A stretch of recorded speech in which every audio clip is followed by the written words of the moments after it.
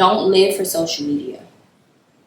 And don't let social media govern how you live. If you have a white refrigerator, boo, you better put that refrigerator on your video proudly. Hey love, welcome to Don't Hit Snooze, the podcast. If you're feeling stuck, overwhelmed, or just ready to level up, you're in the right place. If you're already that girl, you're still in the right place. This is your space for real talk, tough love, and biblical truths. We're building mental fortitude, growing together, and rebranding our lives for God, our legacy, and most definitely ourselves. Now let's get into it. Have we lost the plot of social media? It's not that I don't want to do this anymore. I just get to this point where it becomes a little bit overwhelming for me because I want to live life and I want to do things that are important to me. And it's not to say that this isn't important to me, and there's always a but, right? No, there isn't always a but. However, in lieu of me wanting to do this, I have to recognize that there are parts of me that has to diminish in a way. Like I have to not focus on other things so that I can focus on this, so I can focus on building this. And I honestly don't know how much time I have with this cord. For some reason, I cannot find any of the cords that go to like my computer and the camera and all that. Like I'm just sticking with this one cord, and I just told my baby that she can watch Aaliyah's face back in my room until I'm done recording. But the freaking laptop didn't charge overnight, so it's literally about to die. It's on like 5%, so I don't have a whole lot of time to record this. But I was just thinking about the whole should statement, and I think I've talked about this a little bit before, but essentially I say that we lost the plot because social media was made for like sharing, learning, interacting, and marketing. And some of the things that are happening now like are all around that, but it's mostly making us lose our rhythm within ourselves and like what's important to us and how we want to show up for ourselves in life, in real life, and then what we want to or choose to show on social media. For some people may feel like they overshare, or maybe that person themselves feel like they overshare. There are some people who undershare. I know that at a point, though I was trying to build community, I wasn't sharing enough. And honestly, I looked back at my last social media that I grew. I didn't continue forward with it, but it grew up to like almost 1,000, if not 1,000 followers on Instagram before I just shut that account down. And a lot of my friends were like, why would you do that? Like, you should have just used that and built off of that instead of starting from scratch. But the whole point is I want to put my theories, I want to put my strategies to the test. And you know what I'm saying? Like, how can they stand the test of time if time isn't a factor, or it's too strong of a factor? So those accounts were from so far back, so long ago. And yeah, again, I could have continued to build on them, but also like the building, the consistency of it all, like was just not there. So I was trying to go back in my mind and really understand like why, like what happens when I just fall back from social media and I'm like, whoa. And so I realized it this morning because yesterday I allowed my platform to be open for monetization, which meant that now everything is public. And I was like, whoa there. And the reason I found out the way that it had kind of formulated this public view is because I'm not friends with my mom on Facebook. And she interacted with some of my stuff. And I was like, the plot thickens. Oh no. So for me, it's not worth it. I'm going to go back. I don't need Facebook money from this page anyway.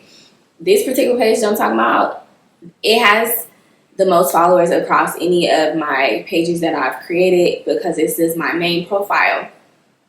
But it's not worth it to me. Like, I have so much stuff in there that I'm like, I'm not super anti people finding it, but in a way, I just don't want that to be part of the expose of Cheddar Cherie, Cheddar Like Money. Did it die? Did it die? Did the computer die? Okay, I'm recording. I want you to turn it away. Okay, can you get a stool and turn the light on yourself, please? You got it.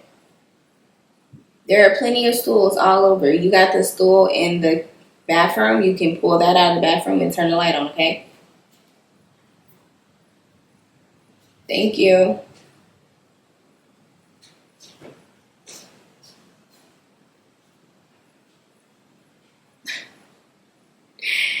I don't even know where I was going with this, but the whole point of me thinking about social media started from me getting up this morning and feeling like the pressure of society and social media on people to look a certain way, to have a certain lifestyle, to possess certain things is crazy to me. And I know that I've fallen victim to that a few times. But at the same time, I don't even want to claim victimhood because you have a choice. You can either choose your own life or choose the one that you think you should be living based on what you see on social media, based on what you see everywhere, based on what society tells you, based on, and it's like two different sides. And I don't want to say there's a gray. Sometimes I see gray, but I don't see gray. I feel like life is very much like you do this and it's right, you do this and it's wrong, and that's that. And so for me, when I see a little gray, I'm like, ooh, hold on, that can get sticky. But a part of what I've seen in this like middle area is, okay, on one side you have social media is a dangerous drug and this and that. But then on social media, you have people preaching that, like, okay, you are 35 and you don't have your ish together. It's fine. Look at all these amazingly famous people who didn't get their ish together, so to speak, until they were like 35, 45, 50. You have time. So it's like, do we have time or don't we? And I did that wrong. Do we have time or don't we? Like, where are we going with this? And that made me further the whole thought around the plot thickening, because where is social media really about to go? What are we really about to be teaching our children? What are our children about to be interacting with? Or what are they already interacting with? For me, I limit screen time as much as I can. She'll get it a lot on the weekends because she's spending time with other people. But then when we get through the weekend, we are back to our regularly scheduled program. No, ma'am. So it depends, honestly. Like, it really does depend on the day, what we have going on, all of that stuff. Like, if I really genuinely just need her to be like, okay, let me put you in a space so I can get this accomplished, because this is not a thing that we can both interact with together, that's different. So like how I just said, hey, go watch Aaliyah's face play, and once Aaliyah's face is done, once I'm done, you're done with screens for the day. I could potentially change my mind, which I might, because we have a full day. She doesn't have school today. So I really don't know where we're going to be. But I have work. So this day could play out in a lot of ways.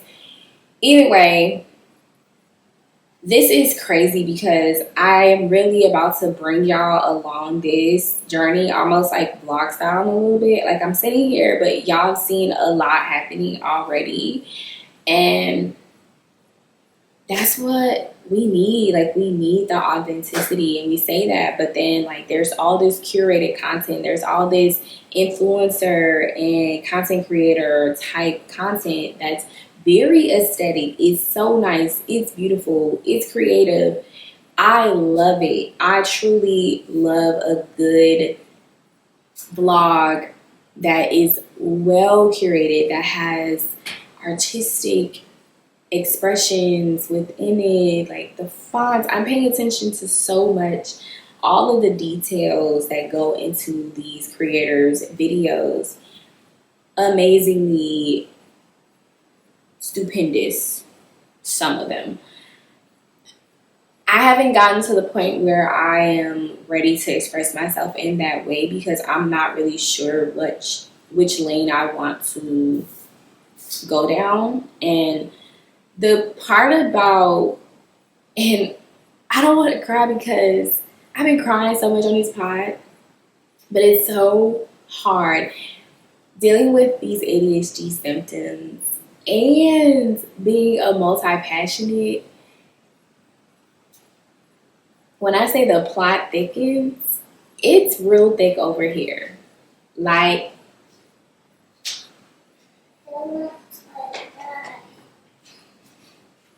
I appreciate social media because I've seen a lot of people talk about it and how debilitating it can feel and how much it kind of ruins parts of your life.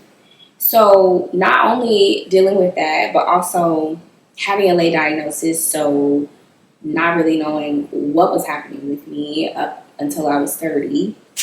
So there's that, feeling like my life was robbed from me.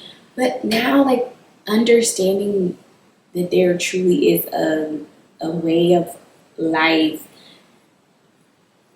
around multi-passion, like a multi-passionate person who already deviates and forgets things and starts a thing and doesn't finish it.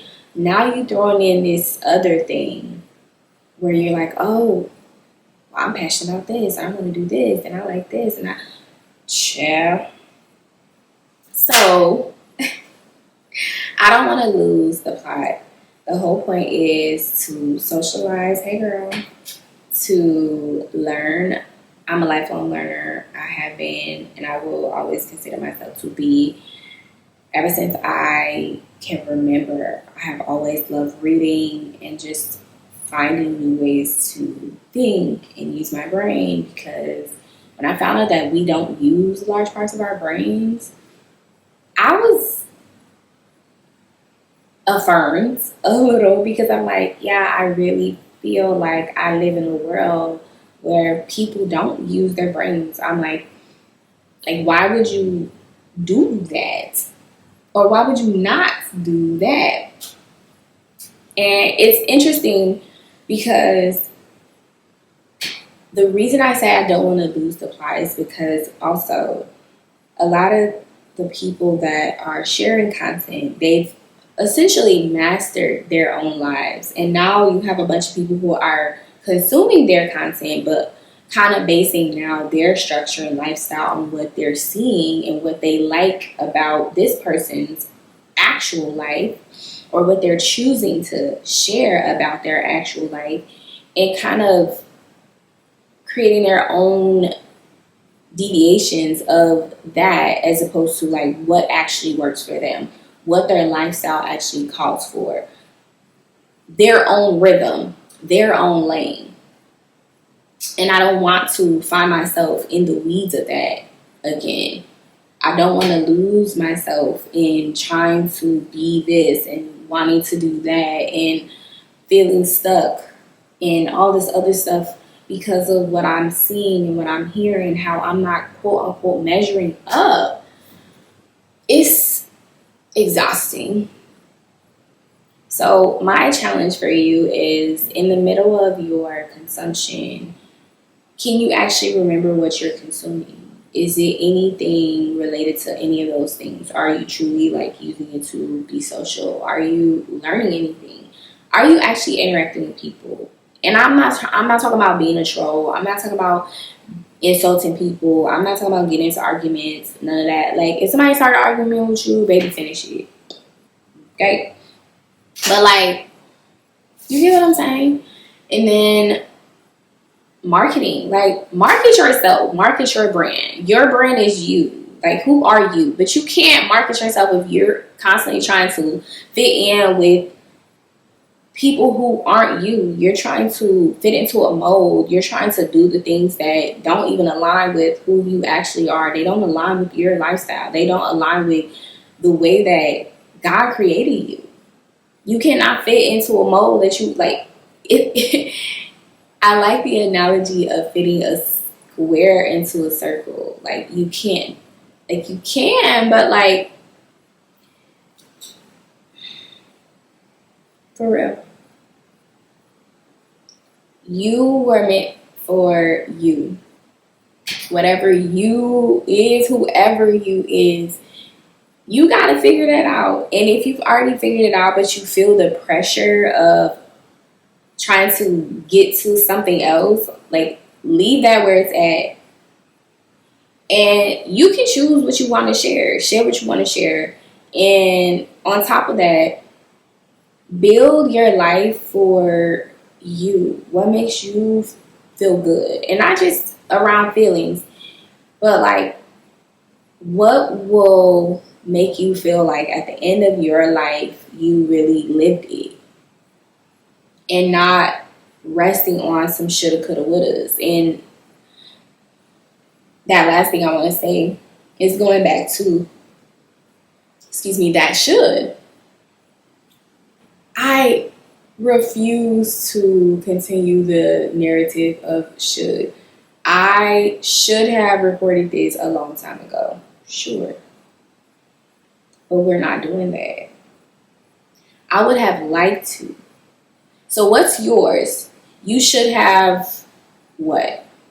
If that's where your mind goes when you think of, I should have been wrote this book. I should have been started that business. I should have been talked to that dude. Now he dating somebody else.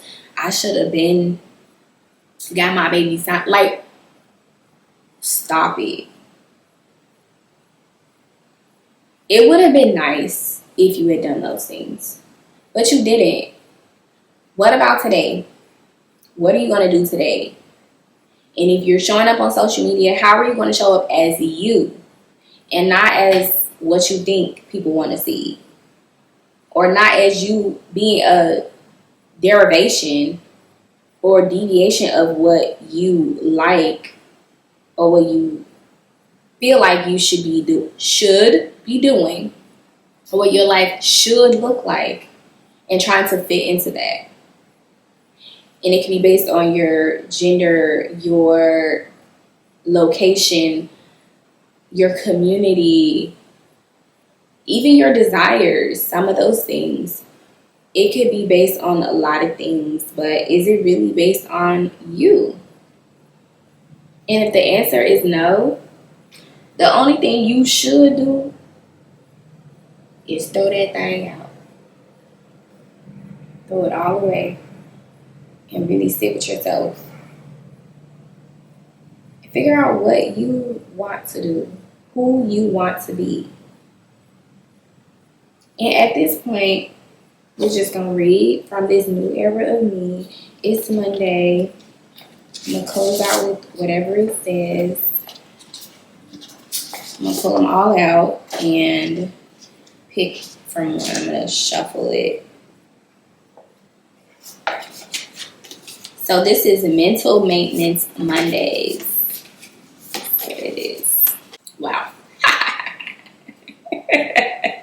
Y'all know I love a good brain dump, aka idea farm. I actually have that in the journal that I created.